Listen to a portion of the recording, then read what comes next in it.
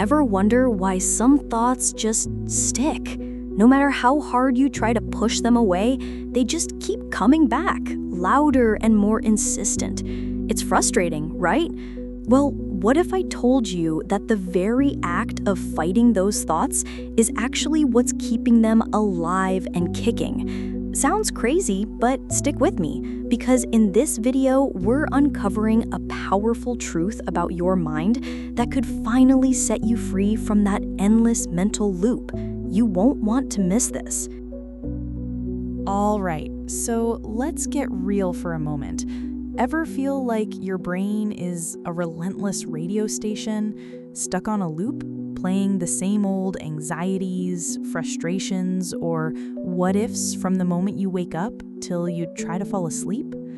You're not alone. That constant mental churn, that overthinking can be exhausting. But what if I told you there's a surprisingly simple yet profound key to quiet that noise? It all boils down to one powerful concept: acceptance. Now, I know what some of you might be thinking. Acceptance? Does that mean I just give up or become a doormat? Not at all. Stay with me here, because this is a game changer. You see, anything we refuse to truly accept in our lives doesn't just magically disappear. Instead, it sets up shop inside our minds and lives on as a persistent thought. Our mind, in its own way, is trying to process what we're resisting by constantly bringing it to our attention. It's like an unread notification that keeps pinging. But here's where it gets interesting. The moment we genuinely accept something, truly acknowledge its existence as a fact, it starts to lose its grip on our mental real estate. Think about it. You accept that the Earth is round, right? You accept that winter is generally cold or that water boils at a certain temperature. Do you spend your days obsessing over these things? Probably not. Why? Because you've accepted them. They're just part of the landscape of reality. So a massive chunk of that mental clutter, that overthinking we all struggle with, often comes from being caught in this weird limbo. We find ourselves in a situation we don't like, but we neither fully accept the reality of it, nor do we take clear, decisive action to change it. We're stuck in the middle, and our mind just keeps spinning its wheels. Let's take an example. Imagine someone is in a relationship, and they've come to realize their partner has, say, a really challenging temper.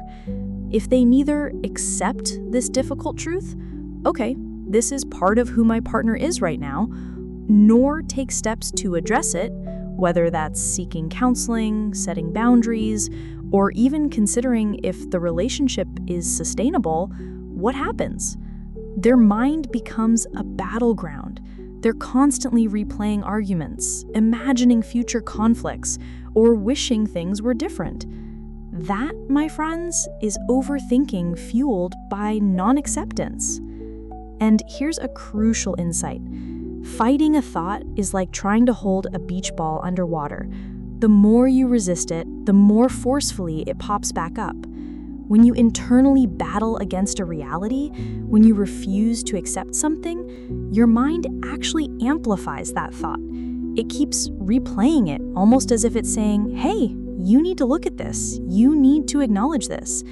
It's only when you finally say, okay, I see you, I accept this is the situation, that the mind can begin to quiet down. Picture this. Your car gets stolen. It's a gut-wrenching experience, no doubt. Now, you could spend days, weeks, maybe even months torturing yourself with what-ifs. Like, if only I'd parked on a different street. If only I hadn't gone out that day. If only I had that fancy alarm system. But what does all that mental anguish achieve? The car is still gone. Acceptance in this scenario means acknowledging the stark reality: my car has been stolen. This isn't about liking it. It's not about saying it's fair. It's simply about recognizing the fact of the situation. Once you do that, your mental energy can shift from the black hole of what if to the practical realm of what now, like reporting it to the police, contacting your insurance, and figuring out your next steps. You move from rumination to action, or at least to a kind of peace with what you cannot change about the past. So, I want to gently challenge you, and honestly, myself too, because this is an ongoing practice for all of us. Let's try, just for today or this week, to consciously practice accepting certain realities, maybe even some of the tougher ones. Maybe it's accepting that sometimes even people we love, like a spouse, might have fleeting moments of doubt or regret about choices made. It doesn't necessarily define the entire relationship, but human emotions are messy and complex. Accepting that our children, as they grow, will forge their own paths, make their own choices, and eventually might leave our immediate orbit to pursue their own destinies. It's a natural, albeit sometimes bittersweet part of life. Accepting that the world, bless its heart, isn't always a fair or just place. Sometimes bad things happen to good people, and good things happen to not so good people. And perhaps one of the biggest ones, accepting that we won't have all the answers to life's profound mysteries.